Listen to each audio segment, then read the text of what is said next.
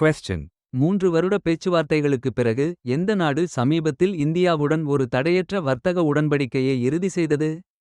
Option A. America, Option B.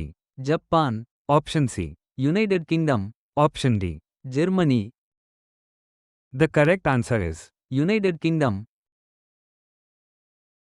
Question. Pakistan மற்றும் பாக்கில் உள்ள தீவிரவாத தளங்களை குறிவைத்து இந்தியா நடத்திய சமீபத்திய நடவடிக்கையின் பெயர் என்ன? Option A. Operation Vijay, Option B. Operation Sindoor, Option C. Operation Parakram, Option D. Operation Meghdoot. The correct answer is. Operation Sindoor. Question. $1 budget பற்றாக்குறையின் காரணமாக நாசா எந்த அமைப்பிலிருந்து விண்வெளி வீரர்கள் மற்றும் ஆராய்ச்சியை குறைக்கும்? Option A. இஸ்ஸா, Option B. ஜேஏஎக்ஸ்ஏ, Option C. Is, Option D. ராஸ்காஸ்மோஸ். The correct answer is. Is. Question. ITI களை மேம்படுத்துவதற்கான திட்டத்திற்கு அரசாங்கம் சமீபத்தில் எவ்வளவு செலவில் ஒப்புதல் அளித்தது? Option A. 30,000 கோடி ரூபாய், Option B. 40,000 கோடி ரூபாய், Option C. 50,000 கோடி ரூபாய், Option D. 60,000 கோடி ரூபாய்.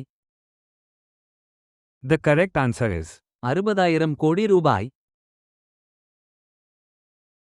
Question. இஸ்ரோ தலைவரின் கூற்றுப்படி இந்தியாவின் ககன்யான் திட்டத்தின் எதிர்பார்க்கப்படும் வெளியீட்டு தேதி என்ன? Option A. 2026 முதல் காலாண்டு, Option B. 2026 இரண்டாவது காலாண்டு, Option C. 2027 முதல் காலாண்டு, Option D. 2027 இரண்டாவது காலாண்டு. The correct answer is. 2027 முதல் காலாண்டு. Question. கூகிள் சமீபத்தில் வெளியிட்ட AI மாதிரியின் பெயர் என்ன?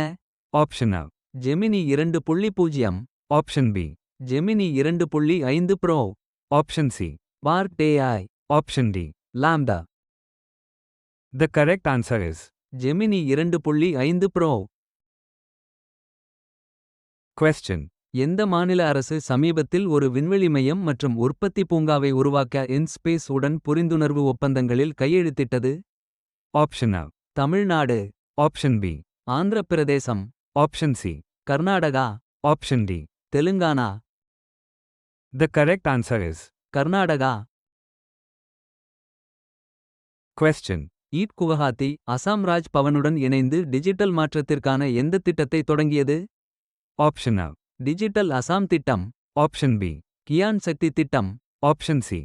கியான் கல்யாண் திட்டம், Option D. அசாம் மாற்றும் முயற்சி. The correct answer is. Gyan Kalyan திட்டம். Question.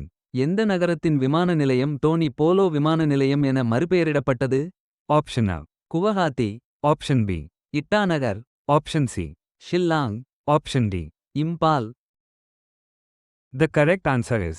இட்டாநகர். Question. எந்த நிறுவனத்தின் ரோபோடாக்சி பிரிவு ஜூக்ஸ் தானாக ஓட்டும் விபத்துக்குப் பிறகு ஒரு மென்பொருள் திரும்பப் பெறுவதற்கு ஒப்புக்கொண்டது? Option A. Tesla, Option B. வேமோ, Option C. Amazon, Option D. Cruise. The correct answer is. Amazon. Question. வளர்ச்சியில் சுங்கவரிகளின் தாக்கம் குறித்த கவலைகளுக்கு மத்தியில் எந்த நாடு சமீபத்தில் முக்கிய விகிதங்களை குறைத்து அதன் பணவியல் கொள்கையை தளர்த்தியது? Option A. Japan, Option B. Germany, Option C. China, Option D. United kingdom. The correct answer is. China. Question. NSO குழுமத்திற்கு எதிரான இணைய உளவு வழக்கில் அமெரிக்க ஜூரியால் எந்த அமைப்புக்கு சமீபத்தில் இழப்பீடு வழங்கப்பட்டது? Option A. Signal, Option B. Telegram, Option C. WhatsApp, Option D. VSAT. The correct answer is.